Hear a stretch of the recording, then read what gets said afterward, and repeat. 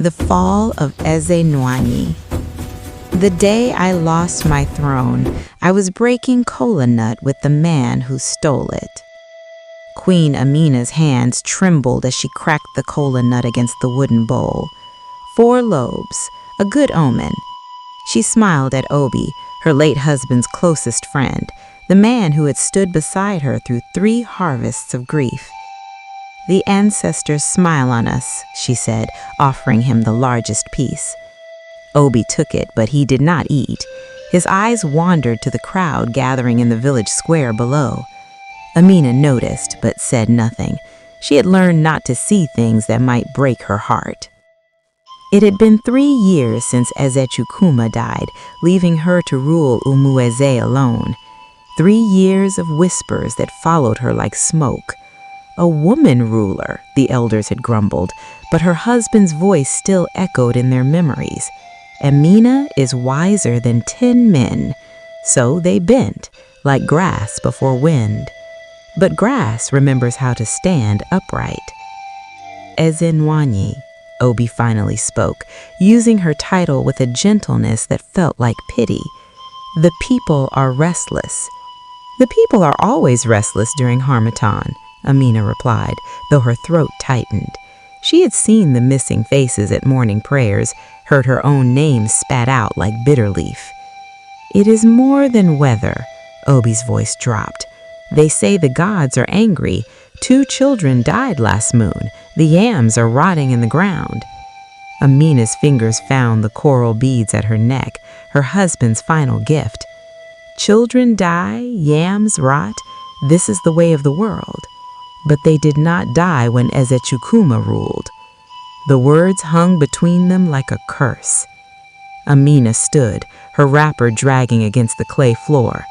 From the veranda, she could see her village, the compound where she had birthed her 3 children, the iroko tree where she had settled disputes, the shrine where she poured libations each dawn. Every stone knew her name, every path held her footprints. "What do they want from me, Obi?" He did not answer immediately.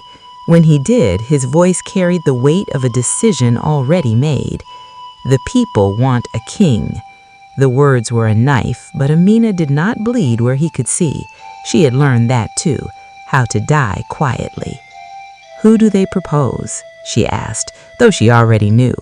A woman always knows when she is about to be erased. "The council meets tomorrow. They will decide." That night, Amina could not sleep. She walked through her husband's compound, touching the walls that held their laughter, the doorway where he had first kissed her, the floor where they had danced at their daughter's marriage ceremony. Her youngest child found her there, sitting in darkness. "Mama, why are you crying?" Amina wiped her face quickly. "The smoke from the evening fire, Nwam. It stings my eyes." But her daughter was 15, old enough to recognize lies. She sat beside her mother, their shoulders touching.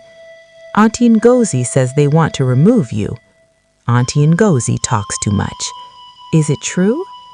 Amina looked at her daughter's face, so much like her father's, strong and sure. What could she say? That the world was cruel to women who dared to lead, that kindness was mistaken for weakness, that she had given everything to her people and they would give her nothing but shame in return. Sometimes, Nwam, doing your best is not enough. The council met under the ancient udala tree. Amina wore her finest wrapper, her coral beads, her mother's bronze anklets. She walked slowly, head high, even as women who had once praised her turned away. Obi spoke first, his voice carrying across the square. He spoke of tradition, of the ancestors' ways, of the natural order. He did not look at Amina. Perhaps that was a kindness. One by one, the elders agreed. Even Icheo Kafir, who had helped deliver her first child, nodded silently. When they finished, Amina was given 1 day to leave the palace. She did not argue, she did not weep. She simply asked one question: "Who will rule in my place?" The silence that followed told her everything. Obi stepped forward, and Amina understood. Finally, terribly, she understood. The gentle words, the concerned visits, the warnings that felt like care. He had not been protecting her, he had been preparing her grave. "You," she whispered. "The people have chosen," Obi replied, but he could not meet her eyes. Amina looked at the faces around her, faces she had fed during famine, healed during sickness, comforted during loss. Not one spoke for her, not one. She removed her beads slowly, each one a memory slipping through her fingers. She placed them at the base of the Udala tree. "May the ancestors judge you kindly," she said to Obi. "You will need their mercy more than I do." As she walked away from the palace, her daughter joined her, carrying a single wrapper bundle. Behind them, the drums began to beat for a new king. Amina did not look back, but her hands, finally, stopped trembling. She had nothing left to hold on to.